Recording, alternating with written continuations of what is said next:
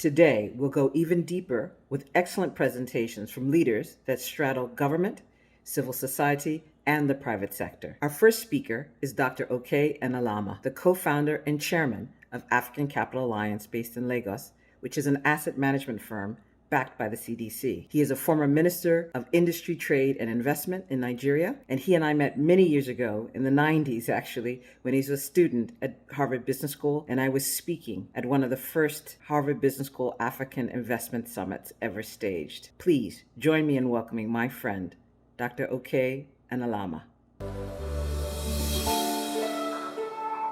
My name is Enelamah, and I'm the chairman of African Capital Alliance, a firm I helped. I was a co-founder of 20-something years ago, and I've worked in the firm first as a chief executive, then in government as a minister, and now back as a chairman.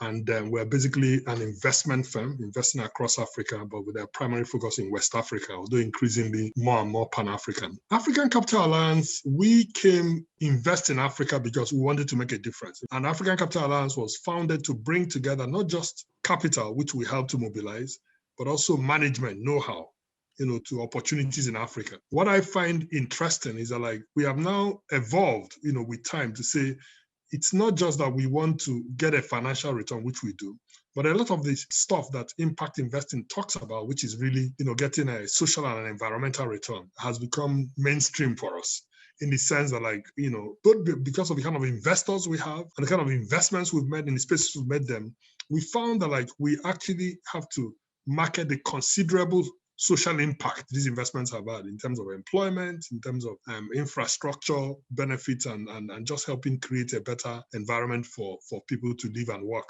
in the markets we serve. So that's what we've done at Capital Alliance. The time when you could separate impact investing from financial investing, I think, is behind us. I think now the investments that make sense for people, particularly in Africa, is investments that have social and environmental impact. Or put in a different way, if we're making investments that were adverse, to the environment, or not creating or working in a counterproductive way when it comes to the social objectives, you wouldn't go very far, because those are the pressing issues of the day. The good news is that frequently, you can bring all those objectives together. And I'll give you a couple of examples. We were an early backer of MTN Nigeria, right? MTN Nigeria was a company that really revolutionized telecoms. When they came, they democratized it. They said they were going to do it, and they actually did it.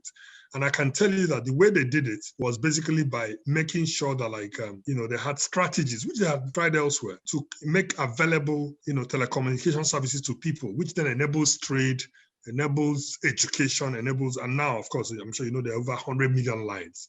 And they've done very well. And of course, investment itself had outsized investment returns, and at the same time created a whole, telecoms industry, which has been a major propelling force for the Nigerian economy. ICT is now more than 10% of the GDP of Nigeria, from less than 2 or 1%. I have been working with people to launch something we actually call the MIT of Africa, but it's this quality education, which again, I note is one of the sustainable development goals. But this time around, to say, how can you leverage STEM, technology and management, to solve some of the major stubborn problems facing Africa? And the way to do it, frankly, is to create an education ecosystem, working with other stakeholders who are good in that space or who are experts in that space. So we're working with Nigerian professors in diaspora who are in MIT, in Stanford, in Worcester Polytechnic, and we're also working with the Oxford Said Business School. And the reason I mention these things is that you find that education is a major catalyst, both at the individual level, at the country level of an organization or a firm like African Capital Alliance. So I'm glad that we're supporting this thing, which is to build a world-class University of Technology and Management for Africa, in Africa, with partners all over the world. Having both the political will and, sort of what you might call the incentives, right, for the various stakeholders to come together.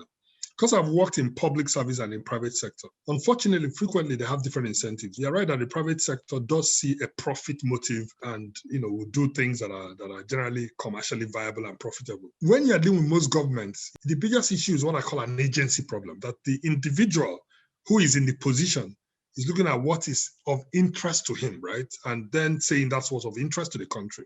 So the question is, how do you make sure that those cases where you need leaders in government to work with leaders in private sector, that you meet, should I say, objectives that can be at variance or even in conflict in some cases. And I think the key is, one, relationships. That's why most of us, need to keep investing in our relationship capital, and just even going to serve in government. Now I have friends in government and where trust has been built, so we can do something together. When I talk about education, the Minister of Education is a champion for this university that we're working on, because he knows that it's for the right cause, he believes in it. The other point I should make is that, when it comes to infrastructure, this need is so pressing, because government frequently feels that they need to build the infrastructure, when in fact government will be a much better catalyst. It brought together the partners and gave them the enabling environment as well as the licenses to operate, right? And every time we've done it, it's been successful. But it takes long. The political risk is there. So people then start asking for sovereign, guarantees and other things, because you can have changes in government and so on. So it's continuity that is also a challenge. How do you build an environment where people can, because some of this is require long-term investment, long-term planning, long-term commitment. And if you have disruptions because you have changes in government, it can actually be quite punitive, and people therefore are at times not willing to engage. So if you can find a way to solve that problem, it can make a huge difference.